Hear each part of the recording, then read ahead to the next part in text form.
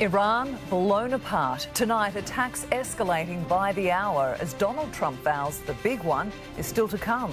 Monster queues for petrol as the crisis hits home. Rates, bread and beer could be next. Major investigation underway. Police shoot a man dead at Tingalpa. Breaking news, the Kyle and Jackie O show is over, ending the richest radio deal in history.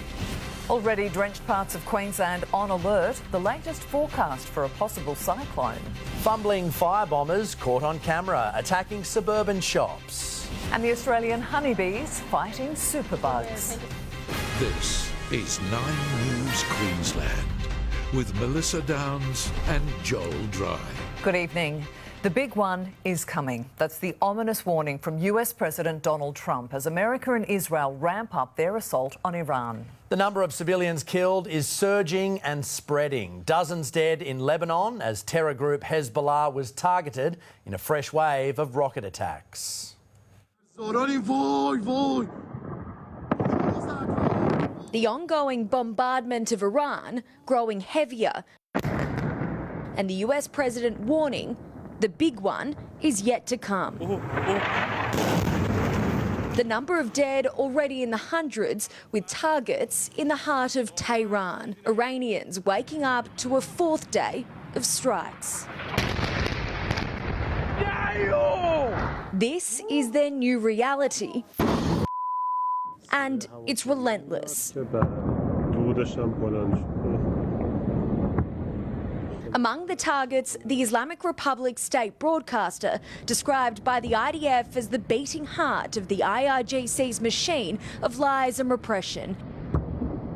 Israel and the US say the timing of this operation is crucial. The reason that we had to act now, they started building new sites, new places, underground bunkers that would make their ballistic missile program and their atomic bomb programs immune within months. This was our last best chance to strike. It's been 1 day since Israel started striking Lebanon. Dozens dead as Beirut is bombed. Israel says it's targeting Hezbollah strongholds in the capital after the Iran-backed group fired rockets over its borders, explosions shaking much of the south. Highways gridlocked as thousands try to flee the violence. In the Israeli city of Beersheba, sirens sound in the seconds before a strike. That early warning critical, a direct hit on a building.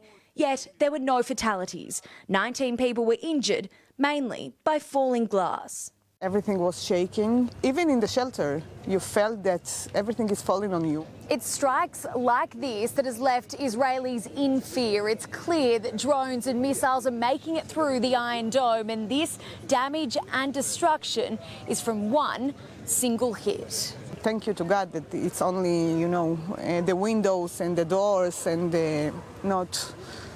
not our bodies. For Israel, it's a war being fought with weapons and words. This is a terrorist regime that has spread its tentacle and its proxies, its armies, its strategies all around the world. They've been in charge of killing people in the Middle East for dozens of years. One such Iran-backed militia, the Islamic Resistance in Iraq, sharing this video, claiming it shows the launch of ballistic missiles and drones at US bases. The skies over the Middle East are crowded. Already, Qatar has intercepted 104 missiles, 39 drones and 2 fighter jets. Kuwait detecting at least 178 missiles and 384 drones, so there's a heightened risk of friendly fire. 3 American fighter jets taking on Iranian aggression, mistakenly shot down by Kuwait. All 6 crew members managed to eject, landing to mixed receptions. These locals, initially hostile, until the crewman identifies himself. Nearby, you're fine? Really? A far warmer welcome. No problem, you're safe. You're safe, you're safe. Everything good? No problem. Thank you for helping us. An ever-expanding war It's crippling, deadly, and there's no end in sight. In Tel Aviv, Mimi Becker, 9 News. And Mimi Becker is in Tel Aviv for us tonight. Mimi, what's the latest on the ground?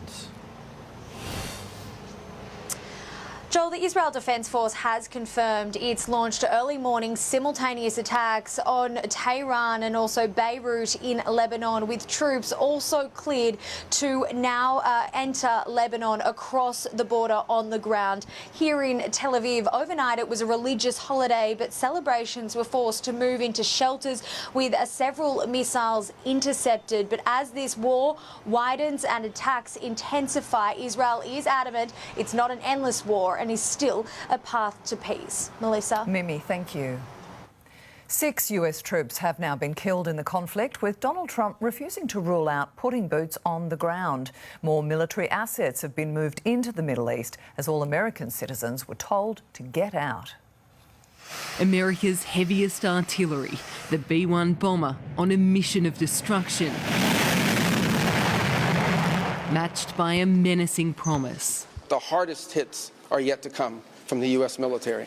The next phase will be even more punishing on Iran than it is right now. And Iranian warships are the latest in the line of fire.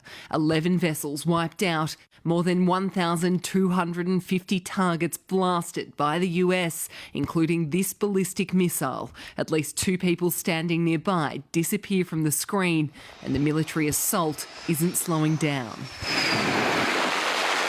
The Pentagon now moving more assets into the region. From the US president, a declaration of whatever it takes. In his first public event since giving the mission the green light, Donald Trump reiterating this campaign could last weeks. We have capability to go far longer than that. We'll do it. Whatever somebody said today, they said, oh, well, if the president wants to do it really quickly. After that, he'll get bored. I don't get bored.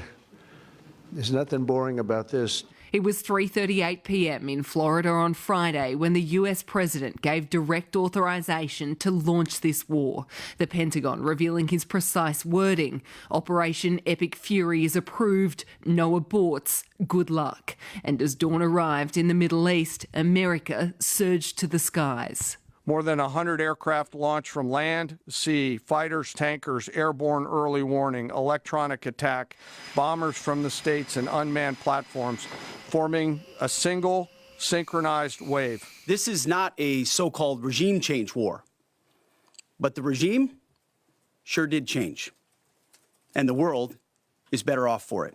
The Pentagon and the president haven't ruled out putting boots on the ground in the Middle East, but amid an expanding conflict, a warning: American casualties will grow.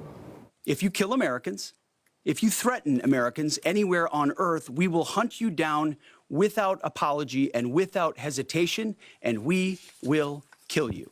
A worldwide caution alert issued to all Americans, and the State Department urging citizens to get out of more than a dozen countries across the Middle East. Sirens blaring at the US Embassy in Jordan, while the embassy in Saudi Arabia has been hit by 2 suspected Iranian drones. War is hell, and always will be. In Washington, D.C., Lauren Tomazi, 9 News.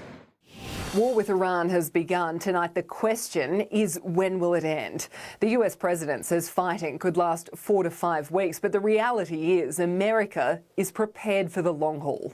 Donald Trump promised peace through strength, and with the world's mightiest military at his command, his firepower is unmatched. But what the US president may run out of is political goodwill. He was elected on a promise of ending wars and has made a big deal of it. So if there's more fighting and more US casualties, with the midterm elections fast approaching, the political cost may become too steep. Iran's retaliatory strikes have hit 9 countries in one day of fury, spreading the war across the region and endangering Australian lives. Tonight, the impact is set to stretch beyond the Middle East. Here's political editor Charles Croucher. Tonight, Iran and their proxies have increased the number of countries that are directly impacted by this war. These countries were attacked in the first waves of Iranian strikes. Now, drones have been intercepted in Cyprus, in the Mediterranean Sea, and significantly, 2 drones struck the US Embassy in Riyadh, the capital of Saudi Arabia. America and Israel continue to target Iran, but have also launched a major attack on Hezbollah targets in Lebanon that's prompted mass evacuations in Beirut. Tonight we have confirmation the Al Minhad airbase just outside of Dubai was struck by drone fire. This has been Australia's base in the region, known as Camp Baird. There are over 100 Australian service personnel in the Middle East, and all tonight are accounted for. Just to the north of Camp Baird is the Strait of Hormuz, a vital shipping lane that Iran today declared closed. 20% of the world's oil is shipped through the strait. That's roughly 1.5 million barrels per day and a further 300,000 barrels of jet fuel. Any restrictions on the strait will cause the price of both to rise, and that cost will eventually flow through to petrol bowsers and the price of flights, particularly out of Europe. The number of Australians stranded in the Middle East is growing rapidly. The consular operation on a scale never seen before. A limited number of flights have resumed taking off in the UAE, but across the conflict zone, uncertainty and confusion is growing. The sights and sounds of war are so foreign to most Australians. And for Sydney woman Catherine Whitfield, who is stuck in Doha, it's becoming all too much. I'm sorry if I cry. This is the unknown because it does seem to be escalating here, and just not being able to get home. Catherine should be on a tour in Italy. Instead, she's having sleepless nights waiting for information, hearing explosions. You just lie in bed terrified. Do you get up, get down to ground level? What do you do? Queenslander Natasha Z's trip to the Holy City was meant to be 3 weeks long. She's now preparing to be in Jerusalem indefinitely. God willing, one day I will be back at Early Beach. Until then, I'll be keeping my eye on airspace, of course. But at the moment, I'm still doing my best to enjoy every moment of being here. The number of affected Australians dwarfs any consular operation the Department of Foreign Affairs and Trade has ever conducted. It's estimated 150,000 Australians are now stranded in the region. DFAT opening up a registration portal on the Smart Traveller website. Penny Wong has spoken to her counterpart in the UAE. A very limited number of flights have resumed, but none to Australia. The unfortunate reality is that an immediate resolution to this situation is unlikely. Carriers are constantly changing their advice. Right now, Emirates is offering a rebook option if your travel is on or before March 20. Qatar Airways says people can make changes if their booking is on or before March 10. We are going to do everything that we can to support our customers, whether it be through communication, working with our partners. Communication, a major concern for Melbourne man Ali, awaiting word his family in Iran are safe. We are worried about our families. At the same time, we are really happy. We were expecting this to happen. Watching developments with trepidation and hope. It doesn't come without the cost, but we believe that the painful end is better than endless pain. Jessica Millward, 9 News. Fallout from the Middle East conflict is so wide-reaching, it's threatening to worsen the cost of living crisis here at home. Beyond the petrol pump, we're being warned the instability will drive up grocery bills, the cost of farming and interest rates. Saudi Arabia's largest oil refinery on fire. Struck by Iranian drones, now it's shut down. That's more than 500,000 barrels of oil a day off the world market.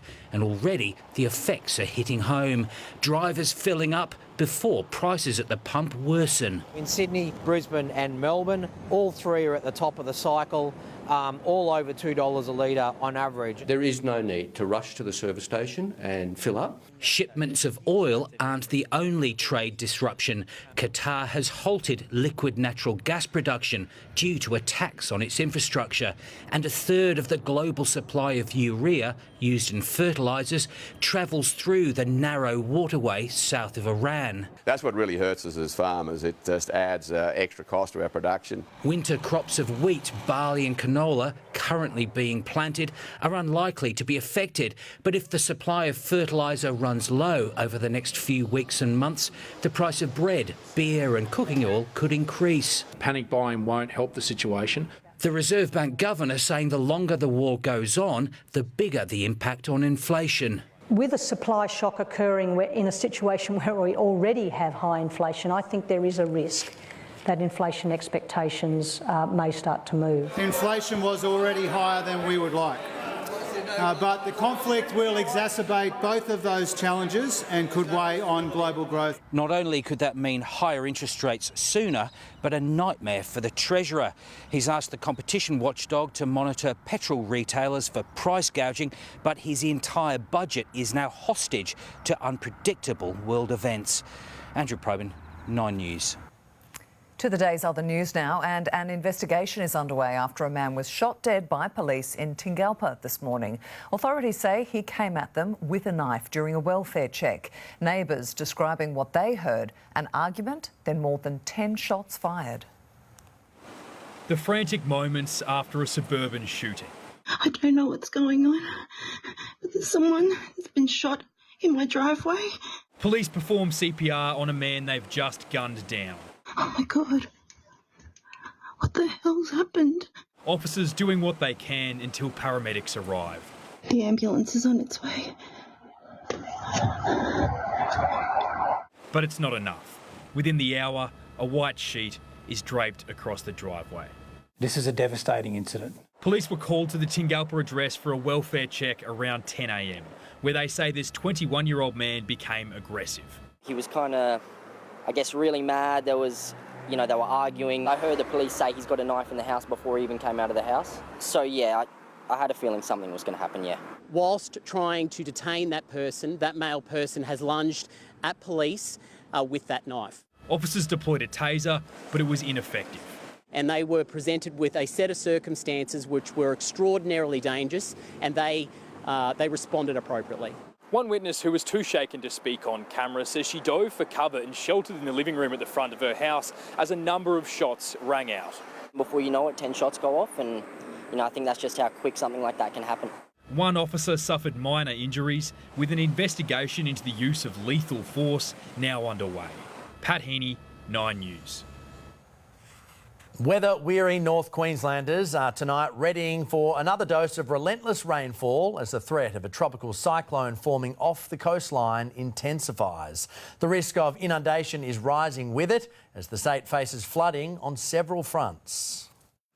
The water's already nipping the front door. Is by the steps.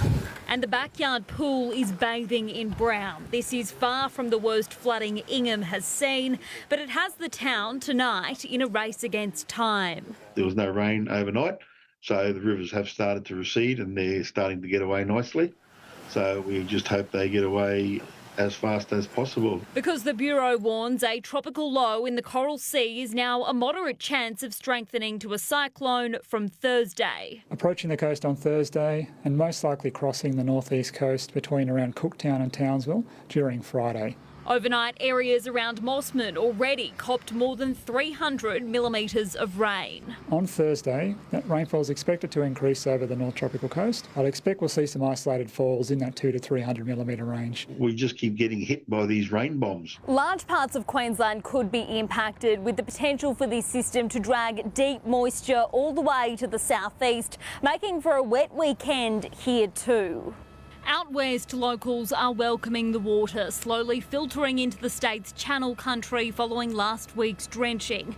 But over the South Australian border, the flooding's less forgiving. Just ask the Queensland chopper pilot responsible for this breathtaking rescue. I can count on one hand how many flood rescues I've done like that, in around 25 years. It's not many. Abby Guerin, 9 News. Breaking news tonight, the Kyle and Jackie O show is over. An on-air clash ending the more than 20-year partnership, also the most lucrative in media history. Damien Ryan has more. And it certainly seems to be a bitter conclusion. A statement just in from the Australian Radio Network says Jackie O cannot continue to work with Kyle Sandilands after an on-air clash between the pair on the 20th of February.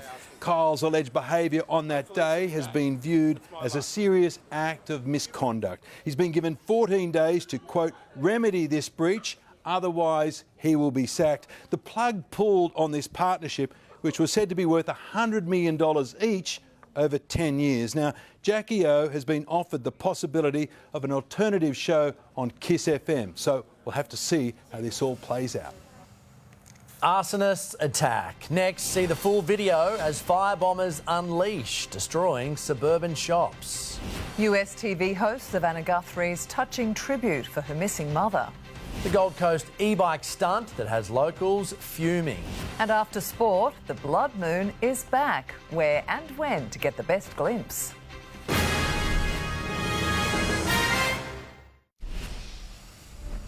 A teenage e-bike rider has sparked online outrage after being filmed tearing up a soccer field in Palm Beach. The boy can be seen speeding across the Malawar Sports Complex with a shopping trolley in tow before launching it into the goal nets. Another video then captures him throwing the shopping cart into a light pole. The stunt comes amid a Gold Coast Council e-bike crackdown, as well as a state government inquiry into e-mobility safety. A pair of fumbling firebombers have nearly set themselves on fire in an arson attack in Mackay. It's the fourth time the store has been targeted, and while they didn't look like masterminds, police aren't ruling out links to organised crime. Midnight on a Friday in Mackay, armed with Molotov cocktails, two men target a tobacconist. Unsuccessfully at first, the firebombs rebounding, the fumbling firebugs nearly setting their own flannel shirts alight before finally achieving their goal. He's then ignited that. What you can see is a very large flash and an explosion. Seen from cameras across the road and heard from kilometres away. Neighbouring businesses also caught in the crossfire. A family-run repair shop ruined, the gym next door gutted. Livelihoods have been ruined, if you like. People will have employment loss because of it. So we're taking it incredibly seriously. Livelihoods under attack, and not for the first time. We know that there were 3 other similar offences targeted at that particular store over the last 4 to 6 weeks. We certainly believe that those 4 offences are linked. Police aren't ruling out links to organised crime, and while no civilians were injured, they suspect one of those responsible was. It's highly likely that that offender sustained burns during the incident. We're calling for information from members of the public who may know someone who has sustained some serious burns over the last few days. To help find the firebombers before the next blaze. Ned Barham, 9 News. US TV show host Savannah Guthrie has placed flowers outside her missing mother's home as the search for Nancy marks a month. It's the first time Guthrie has been seen in public since her mum vanished. The family has offered a $1 million reward for information. Busy bees. Tonight, the sweet remedy fighting superbugs. A little later on, hear from the Aussie researchers behind a groundbreaking honey study. The Queensland MP embroiled in a new social media scandal. Details next. Plus, the controversial last-minute changes to the state's hate speech laws. Police under the microscope. Shock revelations into the death of a Gold Coast mother. A furious Hillary Clinton storms out of her Epstein deposition. And a Queensland breakthrough, the blood test to detect ovarian cancer early.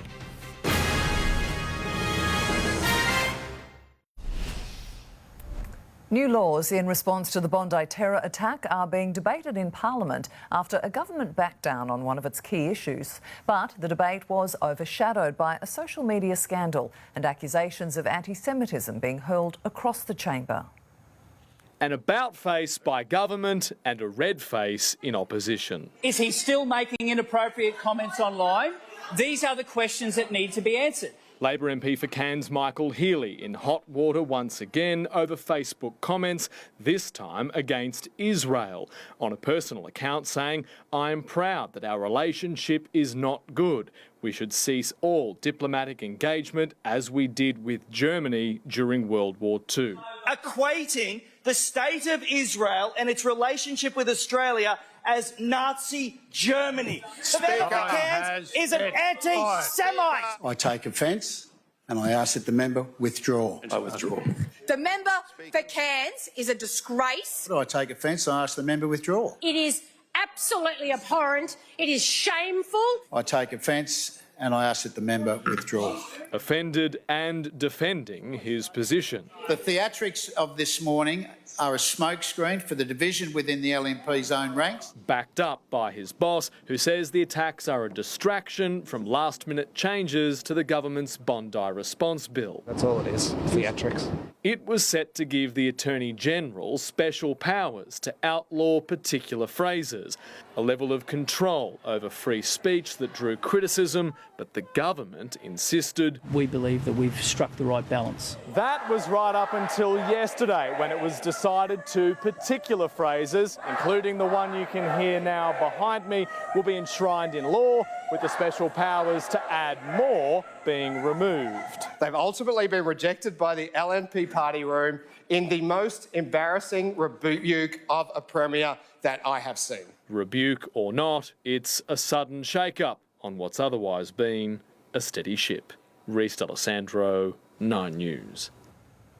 A former police officer who was shot during an armed robbery has taken to the stand during a trial in the Brisbane District Court. Neil Scutts detailed how one of the two offenders shot him in the groin when he was responding to the incident in 1999 at the Browns Plains NAB. Breaking down at one point as he explained he was fearful of being shot at again once he'd fallen to the floor. The jury will deliberate at the end of the 2-week trial to give a verdict on whether Shane O'Reilly Ryan committed the armed hold-up. A coronial inquest into the 2021 murder of Gold Coast mother Kelly Wilkinson has begun. The 3-day hearing will probe Queensland Police's response to domestic violence complaints made before she was killed by her estranged husband, who was inappropriately granted bail just days before her death. Kelly Wilkinson was just 27 years old when she was brutally killed by her estranged husband, Brian Earl Johnston. The mother of 3 was stabbed and set alight at her Arundel home on April 20, 2021. Nearly 5 years on, a coronial inquest on the Gold Coast has commenced. Kelly's family was present for the proceedings as Queensland Police is put under the microscope for the handling of domestic violence complaints made prior to her death. Every time she went in there and tried to make a statement of he's breached, it was sort of just not recognised and not heard or validated. In 2021, the service admitted it failed the young mother. We know that we don't get it 100% right all the time. We want to try and get it 100% right all the time because we know that one person, if we get it wrong, that this sort of thing can happen. Also detailed in court today, revelations Kelly's killer was inappropriately granted bail by police just 9 days before her death. 2 officers have been disciplined over the handling of Kelly's DV complaints. The inquest will ask whether the system designed to protect women like Kelly instead fell short and examine what must change in the police service to prevent another tragedy. Hearings will continue until Thursday, with Kelly's family expected to provide a statement tomorrow. McKenna Bailey, 9 News. A court has heard an accused Queensland killer, acquitted, then charged again over a 2009 murder, gave a voluntary confession to police more than 9 years after he was cleared of the crime. Prosecutors played parts of the video interviews from 2022 and 2023 in the Court of Appeal today, showing the accused admitting his involvement to police after becoming a Christian while in jail. But defence lawyers argue the fresh evidence isn't compelling enough to warrant a retrial, as it has inconsistencies and lacks detail. If a retrial is successful, it will be the second time Queensland's double jeopardy law has been used. Hillary Clinton in the hot seat. See the extraordinary Epstein deposition video. How our Aussie honeybees are fighting superbugs. Plus, the Middle East conflict spooking the share market. Effie Zahos breaks it down.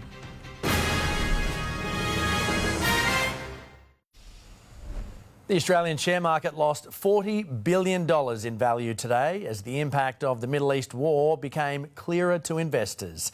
Here's Nine's money editor, Effie Zahos. Reality bit the share market today. After holding steady yesterday, the ASX 200 copped a hammering. The only sector in the green was energy, with coal miners strong. Gas giants Woodside and Santos didn't benefit as much as you might think, given 20% of the world's LNG production was knocked out in Qatar. The Aussie dollar held its ground against most major currencies. And while the war's impact on petrol prices has been muted so far, keep an eye on diesel. It jumped a worrying $22 a barrel overnight. It's currently trading 24% up. It's at $115 a barrel. If passed on in full, that's another 22 cents a litre. And given half the country's diesel goes to filling up trucks that transport everything, it's only a matter of time before businesses pass those costs on to you. Checking fuel now. The average price for unleaded petrol in Brisbane is $2. Diesel is $1.86. The average for unleaded on the Gold Coast is $1.95. RACQ says delay filling the tank to save at the Bowser. Bill and Hillary Clinton have been grilled under oath in video made public today. The former US president addressing photos of him in the Jeffrey Epstein files. His wife, at times, losing her cool. Bill and Hillary Clinton in the hot seat.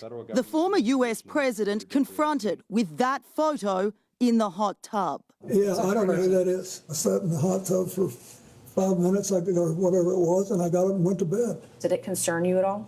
I'm here not to offer my opinions. I'm here to answer specific questions to the best of my ability. The Clintons each grilled for 4.5 hours over their links to Jeffrey Epstein and Ghislaine Maxwell. She attended their daughter's wedding in 2010. Did you ever have any sexual contact with young women or girls in the presence of Epstein or Maxwell? No.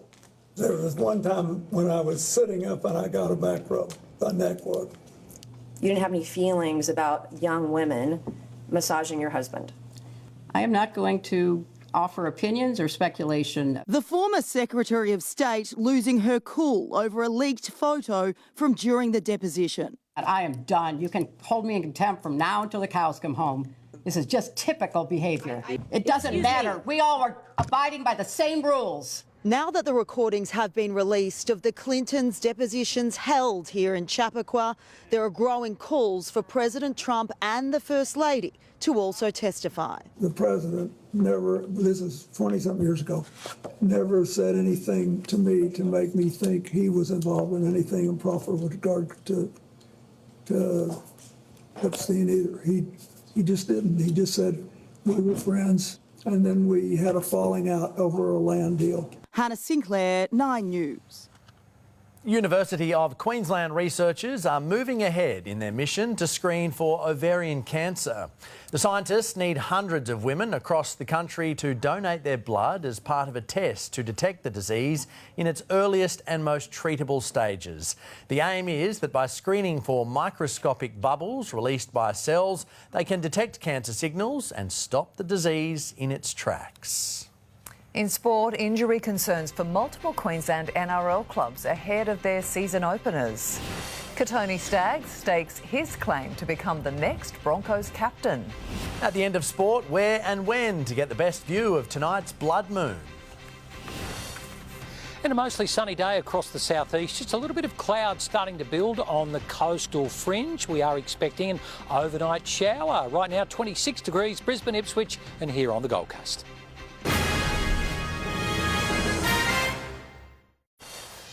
Good evening. Katoni Staggs has staked his claim to become the Broncos' next captain, revealing his desire to lead the club after Adam Reynolds' retirement. Despite Pat Carrigan being earmarked to replace Reynolds, the outgoing skipper concedes it might not be a one-man race. The last dance for the Broncos skipper, Adam Reynolds, with no doubts over his decision to hang up the boots. I'm at peace with it. You know, every player's got to go through it at some stage in their career, and it's my turn now, so obviously I've made the decision, got it out of the way, and now I can focus on footy. Pat Carrigan is the overwhelming favourite to replace Reynolds as captain next year. You could tell he was a natural leader from the moment I arrived. The influence he's had over the group since then has been second to none. But the outgoing skipper believes the club has plenty of options. It's not just Paddy, you know, there's Katoni, Dozer, Payno's in that group, Jesse Arthurs, Corey Jensen. I'm sure whatever way Madge goes, you know, the group will follow and get on board. You know, I'd take that on if I had the opportunity to do that.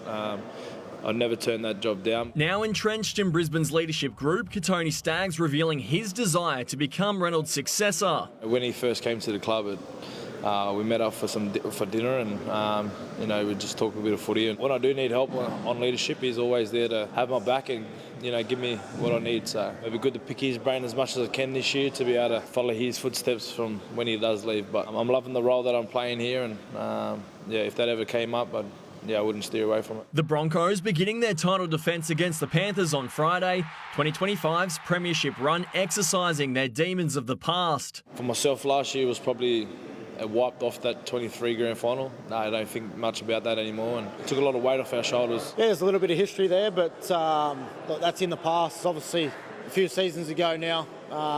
Even last year's put to bed. Jacob Funk, 9 News. The Dolphins are breathing a sigh of relief with Isaiah Katoa, Tom Flegler and Selwyn Cobbo all cleared for their opening round clash against Wayne Bennett's Bunnies. But one Finn is in doubt after missing training today.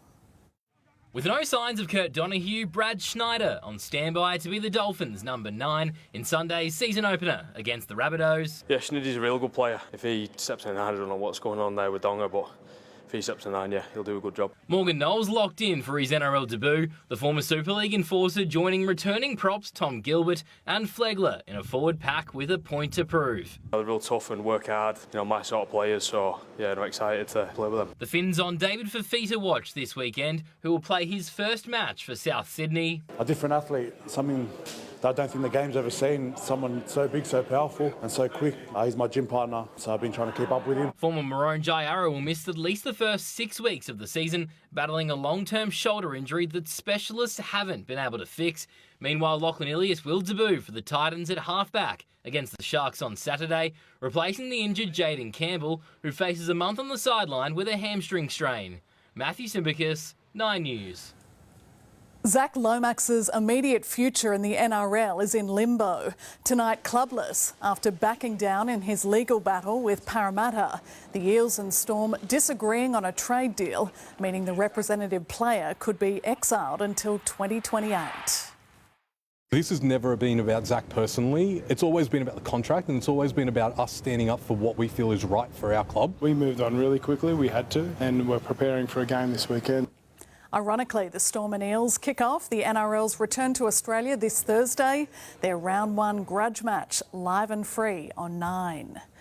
Queensland could be headed for more Origin glory if Lions defender Jasper Fletcher has his way. The two-time premiership hero adamant the Sunshine State can rival Victoria and Western Australia in the AFL's revamped version of the format. I'd love to say that right now we could field a Queensland Origin team, and I think we'd be pretty competitive too. And look, is it something in the future? I'm not sure, but I'd love to be a part of it and certainly put my hand up to play if that meant that I was able to, and I'm sure other boys would be in the same boat.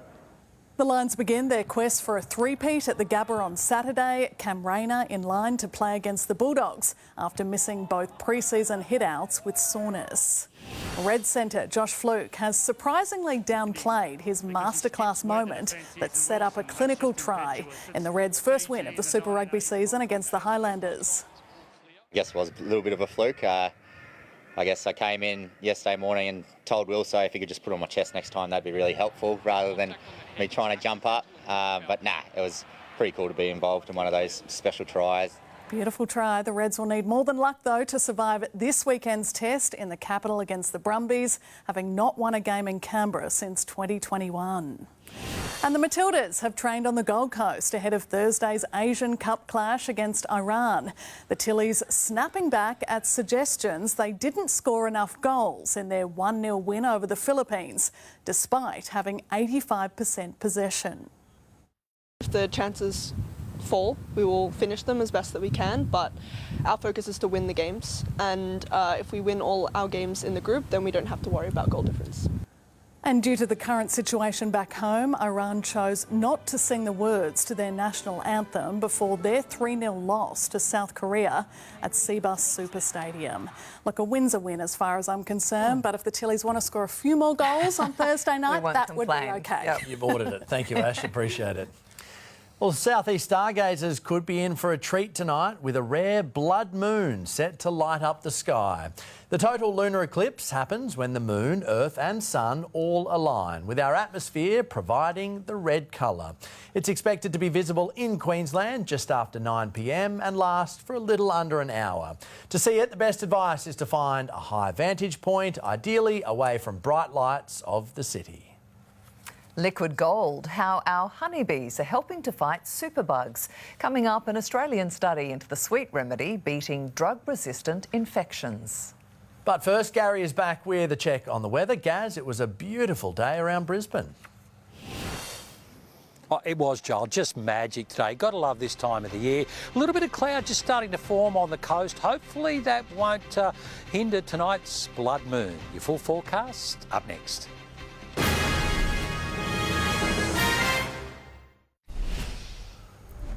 They may be small, but our humble honeybees are proving to be a powerful weapon against drug-resistant infections. An Australian study finding honey made from native plant nectars could kill dangerous superbugs. On a balcony out the back of Sydney University, these Australian honeybees are brewing liquid gold. And see this bee with the purple dot on it? That's actually the queen. Oh, wow. The study analysed 56 honey samples from 35 locations across New South Wales and Victoria, including areas ravaged by the 2020 bushfires, and found 3/4 of the samples made from native plants, including eucalyptus, tea tree and paperbark, destroyed dangerous bacteria. These honeys that were from these different types of native plants had a cocktail of chemical compounds, and all of those things work together at the same time to kill the bacteria. So it's really unlikely that the bacteria will be able to develop resistance to honey. The honey was tested against E. coli and golden staph, which can develop into antibiotic-resistant superbugs and become deadly. There's been some predictions that about one person is going to die every 3 minutes over the next 50 years thanks to antimicrobial resistance. The potency of the honey is what had researchers really excited. Even when less than 10% was diluted in water, it was still incredibly effective at killing superbugs. The next step is to work out the best way to use the honey. Researchers think it will probably be used topically and applied direct to a wound, undiluted. It could also be used to treat chronic UTIs. Things like cuts, burns, scrapes, those might sound like small problems, but they can actually be really major issues. And given it has a known safety profile, the pathway to it becoming a treatment will be a lot quicker than a new drug. Some food for thought the next time you go to slather honey on your toast. Sophie Walsh, 9 News. Time now for your full weather forecast. Gaz, are we expecting another sunny one tomorrow? Oh, Joel, for the afternoon it should turn out fine and sunny, but an overnight shower here on the coast either side of midnight, while Brisbane maybe a morning shower, but it will clear up to be quite a nice afternoon. I think today will probably be the pick of the week because there's some more wet weather in your 7-day outlook. We'll get to that in just a moment. First up, the flyover as we check temperatures across southeast Queensland. Look, the overnight low got down to 15 degrees and that was shared between Warwick, Kingaroy and Canungra. 31 the top today. Ipswich, Oakey, Gatton and Warwick. 30 in Brisbane, 29 for Redcliffe, the Golden Sunshine Coast and 26 in Toowoomba. The weather map tomorrow, widespread showers and thunderstorms over the tropics extending down through central Australia and into the southeast corner of the country with a trough. Onshore winds for the east coast will deliver a few showers to northeast New South Wales and parts of Queensland. For the capitals, Perth sunny and hot, Adelaide sunny and warm, Melbourne cloudy and low 20s, Hobart sunny and mid-20s, Canberra and Sydney expecting showers with Darwin showers and afternoon thunderstorms. Queensland tomorrow expecting a late storm but showers about in Cairns, some heavy rain to come in the next couple of days with that tropical low in the Coral Sea. Townsville a late shower, Mackay morning showers, Rocky, Gladstone a shower or two, Bundaberg, Berrabara and Gympie partly cloudy with just a slight chance of a shower. Inland will be mostly sunny and hot with only Mount Isa the chance of a late shower and storm. Southeast Queensland a partly cloudy day. Best chance of showers will be in the morning, light to moderate easterly winds. Temperatures tomorrow high 20s bayside and the coast, low 30s inland. On the bay, east-south easterlies 10 to 15 knots. The sea's below a metre. Brisbane chance of that morning shower followed by a mostly sunny day. 30 degrees the maximum. Your outlook, Thursday 30 with a shower or two developing. Friday cloudy and showers. Then Saturday a few showers, likely to increase Sunday and hang around into Monday. It will all depend on this tropical low and possible cyclones movements for the end of the week. Ipswich, Thursday a late shower. Friday cloudy with a few showers. Saturday and Sunday cloudy with scattered showers continuing into Monday. For the Gold Coast, showers developing Thursday afternoon. Cloudy with scattered showers across Friday, Saturday, Sunday and even into Monday with mostly high 20s each day. For the Sunshine Coast, showers developing Thursday, cloudy and scattered showers across Friday, Saturday, Sunday and into Monday. Slightly heavier falls over Sunday and Monday. That is the current forecast. All eyes are in the Coral Sea on this tropical low. It will bring some very heavy rain across far north Queensland, but beyond that we just have to wait and see a couple more days, but we'll keep an eye on that team. Yes, we will, Gary. Thank you. And that is 9 News Queensland for this evening. Ali Langdon is next with a current affair. Thank you for your company from all of us. Good night.